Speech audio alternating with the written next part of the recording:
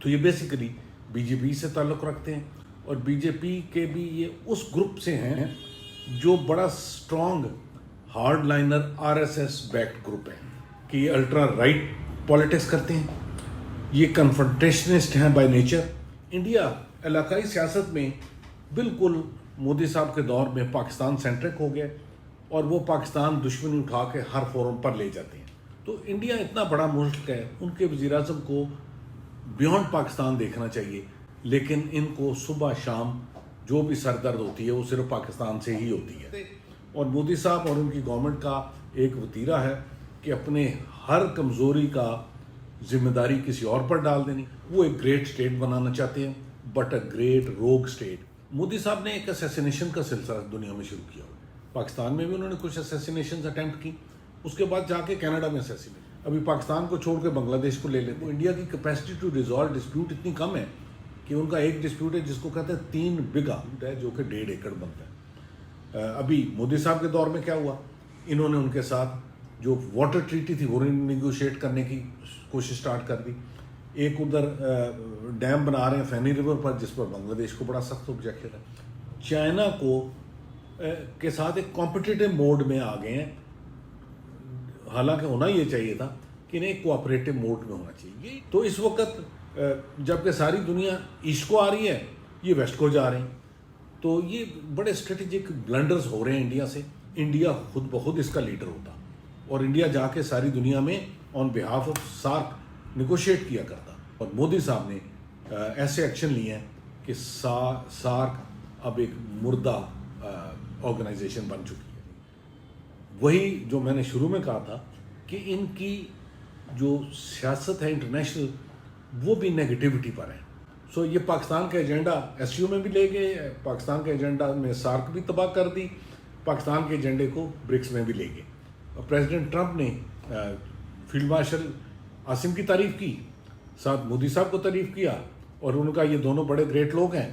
تو اس کا مطلب ہے کہ پاکستان کا چیف آف آرمی اسٹاف کو انہوں نے انڈیا جیسے بڑے ملک کے پرائم منسٹر کے برابر ایک پیڈسٹل پر کھڑا کر دیا۔ تو ساری دنیا ایسٹ کو موو کر رہی ہے، بیکاز فیوچر ایسٹ کا ہے، چائنا کا ہے، فیوچر رشیا کا ہے، فیوچر ساؤتھ ایشیا کا ہے۔ انڈیا ویسٹ کو جا رہا ہے۔ پاکستان نے بڑی ایک بیلنسنگ گیم یا بیلنسنگ پوزیشن رکھی ہے۔ پاکستان امریکن کیمپ میں بھی رہا ہے، لیکن ایسٹ میں بھی تعلقات اچھے رکھے۔ چائنا کے ساتھ پاکستان کے ہمیشہ سے اچھے تعلقات رہے ہیں، جو آج ایسٹ کا اینکر ہے، اور پاکستان اس کے بہت قریب ہے۔ انفیکٹ پاکستان نے چائنا اور ویسٹ کو برج بھی کیا ایک سٹیج پر۔ تو اس لیے پاکستان انڈیا کی نسبت بہت اچھی پالیسی اپنائے ہوئے ہے۔ مشکل ہے، چھوٹا ملک ہے، اس کے اپنے مسائل۔ انڈیا ہمارے ساتھ تعلقات ٹھیک کیے بغیر گریٹنس کا سوچ بھی نہیں سکتا۔ اس نے اگر آگے جانا ہے تو اس کا رستہ تھرو پاکستان یہ تھا۔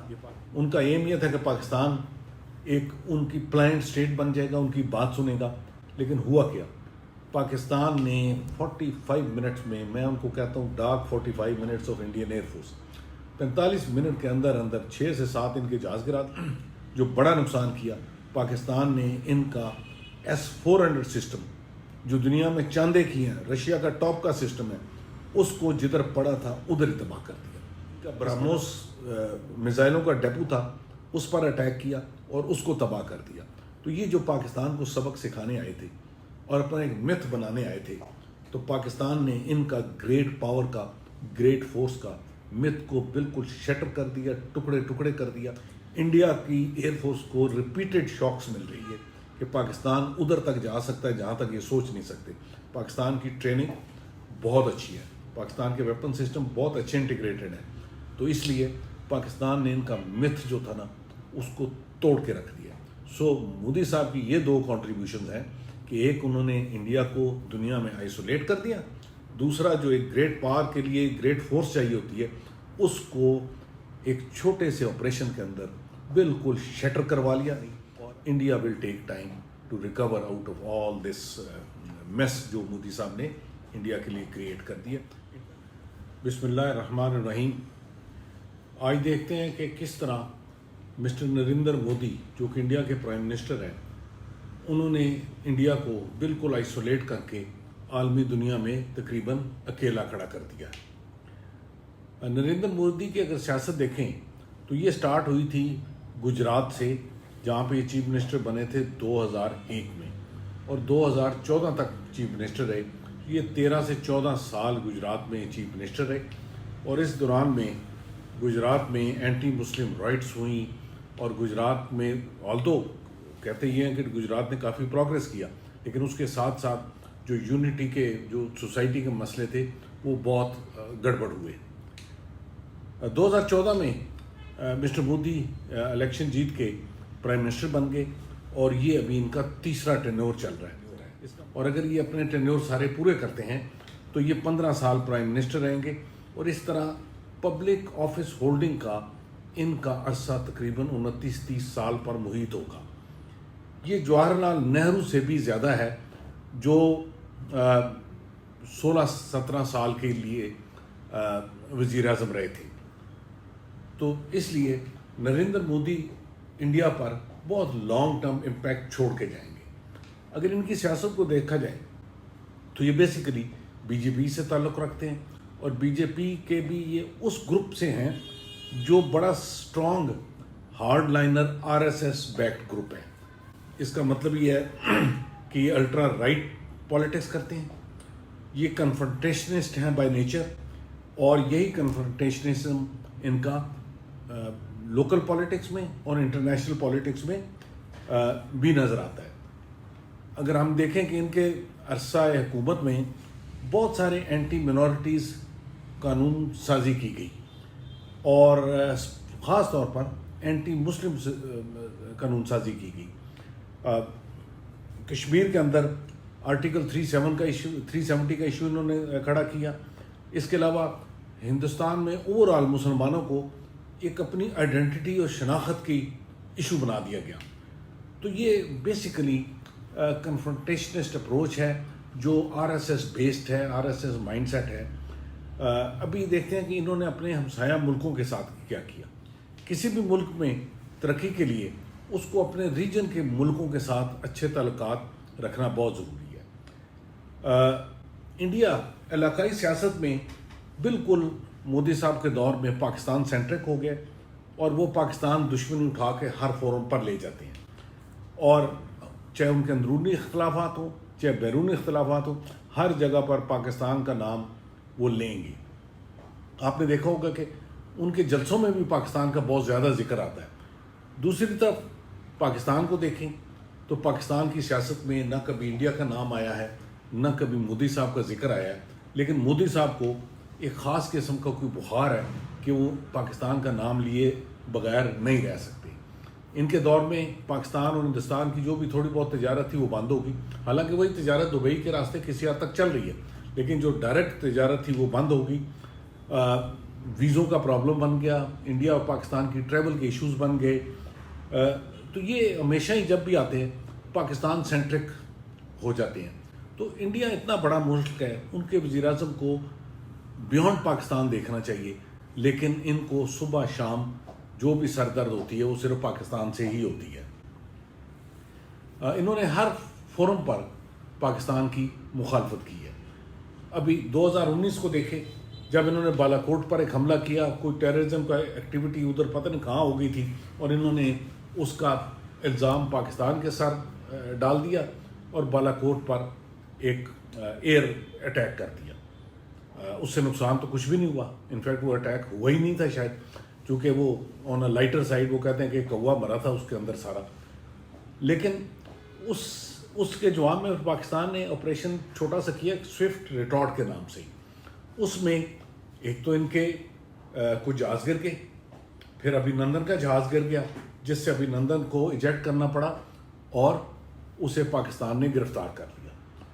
اس کے علاوہ پاکستان نے ڈکلیئر کیا تھا کہ ہم اس کا بدلہ لیں گے، تو اگلے 2 دن کے اندر اندر پاکستان نے ان کے 4 سے 5 ملٹری ٹارگٹس پر پہنچے، لیکن ٹارگٹس کے اوپر فائر نہیں کیا، ٹارگٹ سے تھوڑا ہٹ کے فائر کیا تاکہ ایک میسج کلیئر ہو کہ دیکھیں ہم یہ کر سکتے ہیں۔ سو پاکستان کے جہاز اندر گئے، ٹارگٹس کو ایک خاص فاصلے سے تھوڑا سیف ڈسٹنس پر رہ کے ان کو اٹیک کیا، میزائل فائر کیے اور وہاں سے آگے.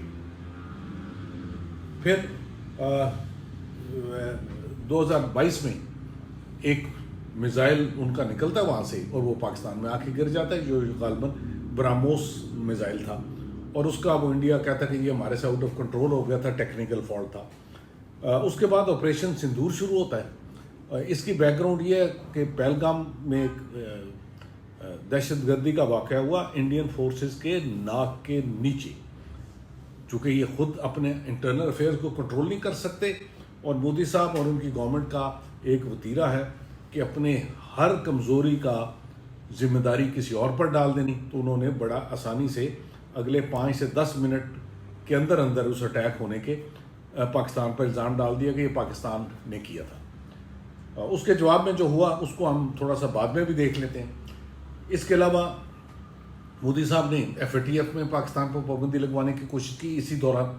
اسی طرح انہوں نے ورلڈ بینک کے پریزیڈنٹ سے ملاقاتیں کی تاکہ پاکستان کے لون کی سینکشن نہ ہو سکے، لیکن کسی کا کوئی رزلٹ نہیں نکلا. اسی طرح انہوں نے یک طرفہ طور پر انڈس واٹر ٹریٹی کو کینسل ڈکلیئر کر دیا، حالانکہ پاکستان کا کیس عالمی ثالثی عدالت میں تھا اور وہاں سے پاکستان جیت بھی گیا، اور اس جیتنے پر انڈیا نے کہا جی ہم اس کے فیصلے کو نہیں مانتے. اس کا مطلب ہے کہ اگر آپ نے دنیا کے فیصلے نہیں ماننے تو پھر آپ ایک روگ اسٹیٹ بنتے جائیں گے. تو جو سویلائز اسٹیٹس ہوتی ہیں وہ انٹرنیشنل آربیٹریشنز کو مانا کرتی ہیں، انٹرنیشنل کورٹس کو فیصلوں کو مانا کرتی ہیں، انٹرنیشنل رولز اینڈ ریگولیشن کو مانا کرتی ہیں. لیکن مودی صاحب کے ذہن میں ایسی کوئی چیز نہیں ہے. وہ ایک گریٹ اسٹیٹ بنانا چاہتے ہیں، بٹ اے گریٹ روگ اسٹیٹ. اور شاید وہ یہ نہیں سمجھتے کہ جب تک اپنے ارد گرد کے لوگ ساتھ اور ملک ساتھ نہیں ہوں گے تو یہ کسی گریٹنس میں یہ نہیں جا رہے. تو یہ ان کا وتیرہ ہے. اس کے علاوہ مودی صاحب نے ایک اسیسینیشن کا سلسلہ دنیا میں شروع کیا. پاکستان میں بھی انہوں نے کچھ اسیسینیشنز اٹیمپٹ کی، اس کے بعد جا کے کینیڈا میں اسیسینیشنز کر دی اور ایلسویئر بھی کی. کینیڈا سے اسی وجہ سے ان کے تعلقات کافی خراب ہیں. تو وہ گریٹنس کا مطلب روگ اسٹیٹ کی سینس میں لے رہے ہیں. گریٹ اسٹیٹس جو اونچی ہوتی ہیں وہ کافی ہمبل اسٹیٹس ہوتی ہیں، ان میں حوصلہ ہوتا ہے جو کہ ان میں بالکل نہیں. ابھی پاکستان کو چھوڑ کے بنگلہ دیش کو لے لیتے ہیں. بنگلہ دیش کے پاس ان کے اتنے بارڈر ڈسپیوٹ ہیں، ظاہر ہے اس کا مودی صاحب تو رسپانسبل نہیں ہے، کچھ پرانے چلتے آ رہے ہیں، لیکن وہ انڈیا کی کیپیسٹی ٹو ریزالو ڈسپیوٹ اتنی کم ہے کہ ان کا ایک ڈسپیوٹ ہے جس کو کہتے ہیں 3 بیگھہ. اس کا مطلب ہے کہ 3 بیگھے زمین کا ڈسپیوٹ ہے جو کہ 1.5 ایکڑ بنتا ہے. آج اتنے سال ہو گئے جب سے بنگلہ دیش آزاد ہوا ہے، وہ 1.5 ایکڑ کا ڈسپیوٹ حل نہیں کر سکا انڈیا. ابھی مودی صاحب کے دور میں کیا ہوا، انہوں نے ان کے ساتھ جو واٹر ٹریٹی تھی وہ نیگوشیٹ کرنے کی کوشش سٹارٹ کر دی. ایک ادھر ڈیم بنا رہے ہیں فینی ریور پر جس پر بنگلہ دیش کو بڑا سخت آبجیکشن ہے. اور اس کے بعد جب ایک اسٹوڈنٹ موومنٹ سٹارٹ ہوئی جس میں حسینہ واجد کو ملک چھوڑنا پڑا، تو اس کو انہوں نے اٹھایا اور دہلی میں آ کے پناہ دے دی. ابھی بنگلہ دیش کی کورٹس بھی مانگ رہی ہیں، بنگلہ دیش کے لوگ بھی کہہ رہے ہیں، بنگلہ دیش کی گورنمنٹ بھی چاہ رہی ہے کہ حسینہ واجد کو واپس بھیجا جائے. تو اس کو یہ بالکل اس پر کوئی بیان نہیں ہے، لہٰذا بنگلہ دیش کے ساتھ ان کے کسی قسم کے اچھے تعلقات نہیں ہیں. اس طرح ان کے میری ٹائم باؤنڈری کے ان کے ساتھ ڈسپیوٹ ہے. آگے نیپال لے لیتے ہیں. نیپال کے ساتھ ان کا علاقائی ڈسپیوٹ بھی ہے، ٹیریٹوریل ڈسپیوٹ بھی ہے. وہ لینڈ لاکڈ کنٹری ہے اور جب دل کرے اس کے جو رائٹس ہیں to move the goods through ground routes, وہ اس پہ کبھی انسپیکشن کرنا شروع کر دیتے ہیں، کبھی کچھ کرنا شروع کر دیتے ہیں. ایک دفعہ ایسا ہوا کہ انہوں نے کوئی ویپن خریدے، وہ امپورٹ ہو کے جانے تھے، تو انڈیا نے آبجیکٹ کر دیا کہ یہ آپ رائفلیں ہمارے ملک سے نہیں گزار کے لے جا سکتے. تو مطلب اس قسم کی چیز ہے. آگے سری لنکا کو دیکھ لیتے ہیں. سری لنکا کے ساتھ بھی ایک ڈسپیوٹ کی سیریز ان کی چلتی ہے. میانمار کے ساتھ ڈسپیوٹ کی سیریز چل رہی ہے. میانمار کے ساتھ ان کا بڑا سخت ریفیوجی ایشو چل رہا ہے جو کہ مودی صاحب کے دور کا ہے. آگے دیکھتے ہیں چائنا کو. چائنا کے ساتھ ان کے کچھ چھوٹے موٹے بارڈر ڈسپیوٹس ہیں، لیکن انہوں نے چائنا کو کے ساتھ ایک کمپٹیٹو موڈ میں آ گئے ہیں. حالانکہ ہونا یہ چاہیے تھا کہ انہیں ایک کوآپریٹو موڈ میں ہونا چاہیے. یہی ڈسپیوٹ زندہ رہنے تھے، یہ ڈسپیوٹ کوآپریٹو موڈ میں بھی حل ہو جانے تھے، لیکن انہوں نے چائنا کے ساتھ ایک کمپٹیٹو موڈ اختیار کر لیا. اور چائنا کو خود ہی اپنا دشمن بنانا شروع کر دیا. اگر آپ یہ دیکھیں کہ چائنا کی دشمنی میں یہ جا کے امریکہ کے ساتھ کوڈ وغیرہ میں شامل ہو گئے, تو اس وقت جب کہ ساری دنیا ایسٹ کو آ رہی ہے, یہ ویسٹ کو جا رہے ہیں. تو اس کے علاوہ ابھی ریسنٹلی ایران کو دیکھ لیں. ایران کی جنگ میں ان کا پہلے تو ایران کے ساتھ بڑے اچھے تعلق تھے اور چابہار پورٹ پر ان کی بڑی انویسٹمنٹ تھی, لیکن جب جنگ ہوئی اسرائیل کے ساتھ اور اس میں امریکہ بھی انوالو ہو گیا, تو انڈیا نے پرائم منسٹر مودی نے کوئی ایک لفظ کی اسٹیٹمنٹ نہیں دی. پاکستان اس مشکل وقت میں while Pakistan is ally of America, China Iran کے ساتھ کھڑا ہوا, اور اس کی قوم آج بھی احسان مند ہے پاکستان کا وہ شکریہ ادا کرتے ہیں. تو انہوں نے اپنے دوستوں کو ادھر بھی چھوڑ دیا, ایون اسرائیل کے لیے کوئی اسٹیٹمنٹ نہیں دی. تو ابھی چائنا کے دشمنی میں یہ امریکن کیمپ میں جا گھسے ہیں. تو یہ اس طرح کے جو حالات یہ کریٹ کر رہے ہیں, تو یہ بڑے اسٹریٹجک بلنڈرز ہو رہے ہیں انڈیا سے, اور یہ ایک ایسی پوزیشن میں جا رہے ہیں جسے ٹھیک کرنے میں بہت عرصہ لگے گا. اس کے علاوہ ہم دیکھتے ہیں کہ بہت ساری ریجنل آرگنائزیشنز ہیں جو اس علاقے کی ترقی کے لیے کام کر سکتی تھی. سب سے اچھی آرگنائزیشن جو تھی وہ تھی سارک, اور سارک ایک ایسا پلیٹ فارم دے سکتی تھی جس سے یہ ہم سارے ملک جو ہیں پاکستان, بنگلہ دیش, انڈیا, نیپال, سری لنکا وغیرہ سارے ایک ترقی کی راہ پر گامزن ہو جاتے. اگر یہ علاقہ انٹیگریٹ ہو جاتا ہے فائنانشلی, بزنس میں, ٹریڈ میں انٹیگریٹ ہو جاتا, انڈیا خود بخود اس کا لیڈر ہوتا, اور انڈیا جا کے ساری دنیا میں آن بہاف آف سارک نیگوشیٹ کیا کرتا.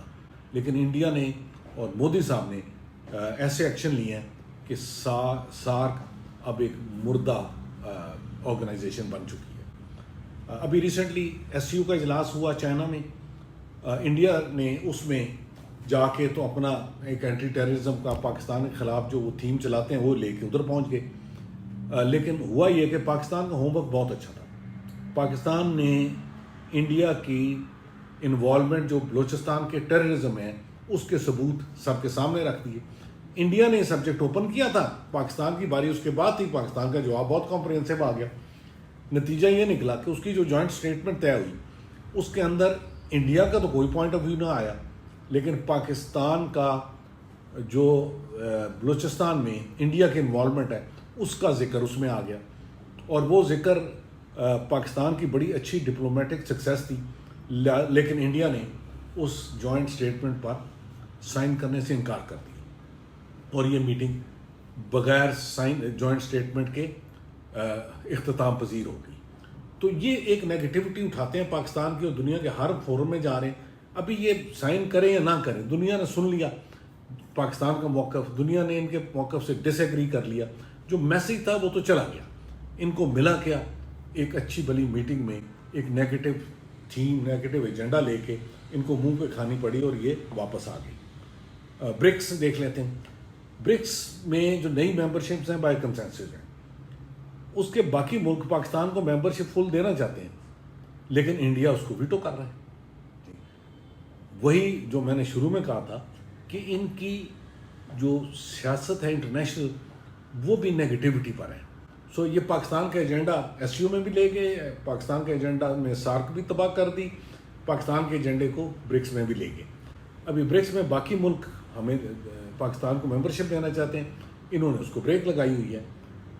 اس کے علاوہ G7 میں یہ کینیڈا میں جو ابھی اجلاس ہوا, پہلے تو ان کو انویٹیشن ہی لاسٹ مومنٹ تک ڈاؤٹ فل رہی, تو آخر پہ جب انویٹیشن ملی تو مودی صاحب وہاں پہ تشریف لے گئے.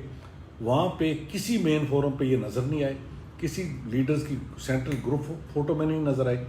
اور ان کی ایک میٹنگ تھی امریکن پریزیڈنٹ ٹرمپ کے ساتھ, وہ بھی لاسٹ مومنٹ پر کینسل ہوگی چونکہ ٹرمپ صاحب نے واپس جانا تھا, کچھ پلان میں چینج ہو گیا, تو وہاں پہ ان کو میٹنگ بھی نہ ملی. حالانکہ اسی کے 2-3 دن کے بعد یا چند دن کے بعد پاکستان کے chief of army staff field marshal Asim Munir وہ امریکہ گئے, تو ان کی نہ صرف پریزیڈنٹ ٹرمپ سے میٹنگ ہوئی بلکہ لنچ ہوا, اور میٹنگ کوئی 2 گھنٹے چلتی رہی. اور یہ بڑا ریئر ہے کہ کسی ملک کا chief of army staff president of America کے ساتھ 1-to-1 میٹنگ یا ایک ایکسکلوسیو میٹنگ اور لنچ میٹنگ میں جائے. اس کا بھی بڑا انٹرسٹنگ ہے. پریزیڈنٹ ٹرمپ نے फील्ड मार्शल आसिम की तारीफ़ की, साथ मोदी साहब को तारीफ़ किया, और उनका ये दोनों बड़े ग्रेट लोग हैं, तो इसका मतलब है कि पाकिस्तान का चीफ ऑफ आर्मी स्टाफ को उन्होंने इंडिया जैसे बड़े मुल्क के प्राइम मिनिस्टर के बराबर एक पेडेस्टल पर खड़ा कर दिया। सो ये हो रहा है।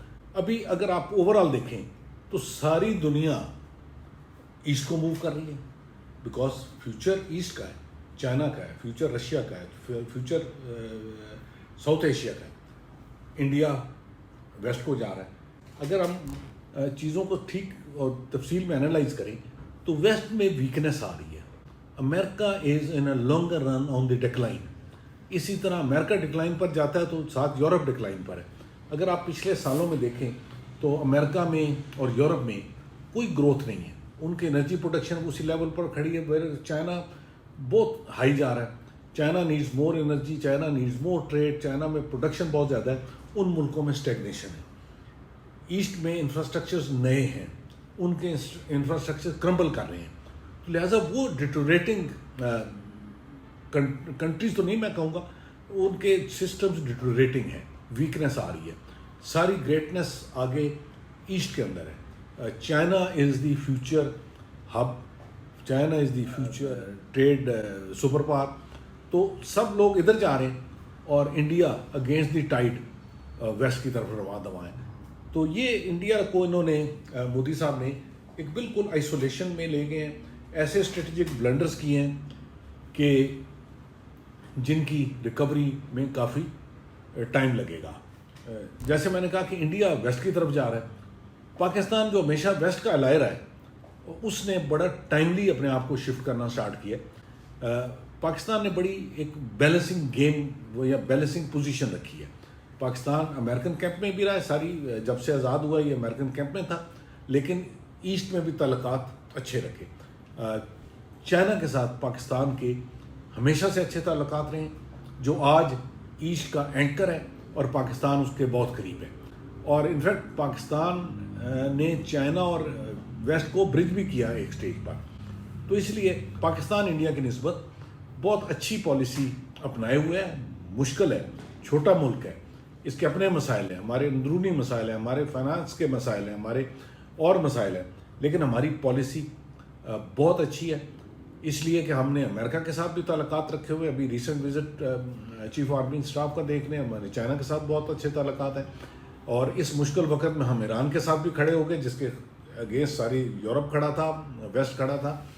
तो हमने बड़ा अच्छा बैलेंसिंग एक्ट अपने लिए पाकिस्तान कर रहा है। हमारे रशिया के साथ बहुत अच्छे ताल्लुकात है, हालांकि रशिया के साथ हमारी बहुत दुश्मनी रही है, लेकिन आज हमारे उनके साथ भी अच्छे ताल्लुकात हैं। तो पाकिस्तान को हमें बड़ी होप से देखना चाहिए। हमारा फॉरेन पॉलिसी और हमारा फॉरेन ऑफिस बहुत अच्छा काम कर रहे हैं।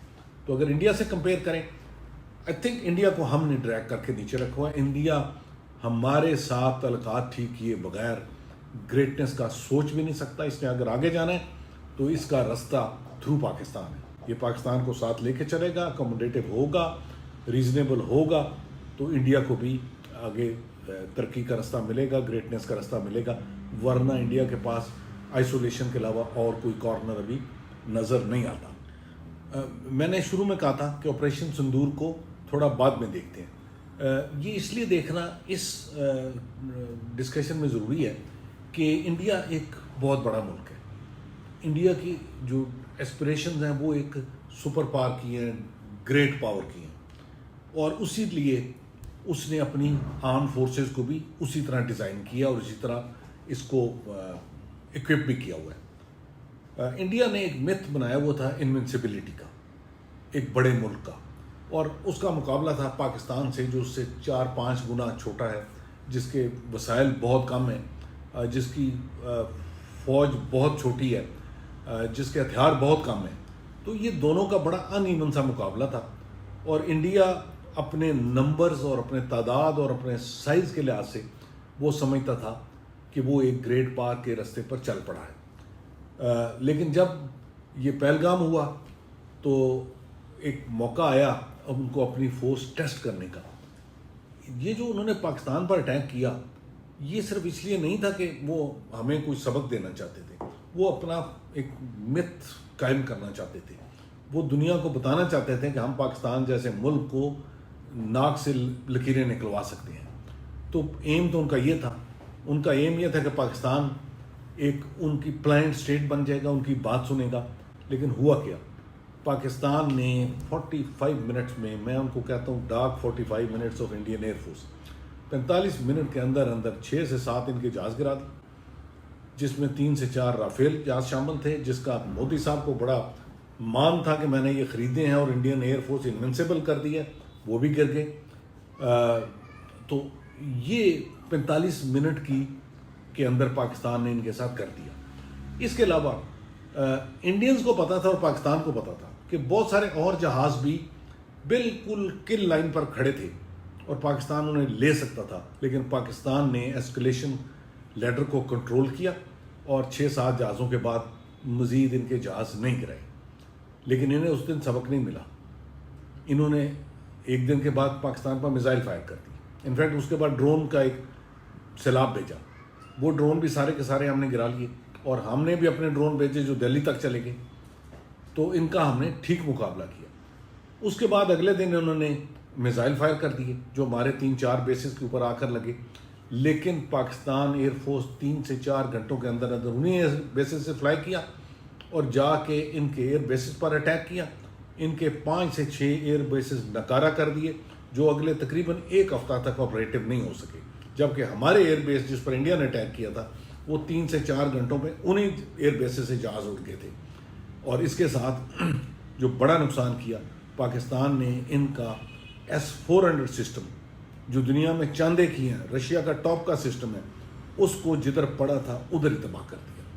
اس کے علاوہ ان کا براموس میزائلوں کا ڈیپو تھا, اس پر اٹیک کیا اور اس کو تباہ کر دیا. تو یہ جو پاکستان کو سبق سکھانے آئے تھے اور اپنا ایک متھ بنانے آئے تھے, تو پاکستان نے ان کا گریٹ پاور کا, گریٹ فورس کا متھ کو بالکل شٹر کر دیا, ٹکڑے ٹکڑے کر دیا. اور ابھی یہ بہت عرصہ تک اس شوق سے نہیں نکلیں گے. انڈیا کی ایئر فورس کو ریپیٹڈ شاکس مل رہے ہیں. آپ دیکھیں, انہوں نے سیچن پہ, کارگل کے ٹائم پہ بھی جہاز گروائے تھے اپنے. اس کے بعد یہ ابھی نندن والے انسیڈنٹ میں ان کے جہاز گرے, ابھی پھر گر گئے.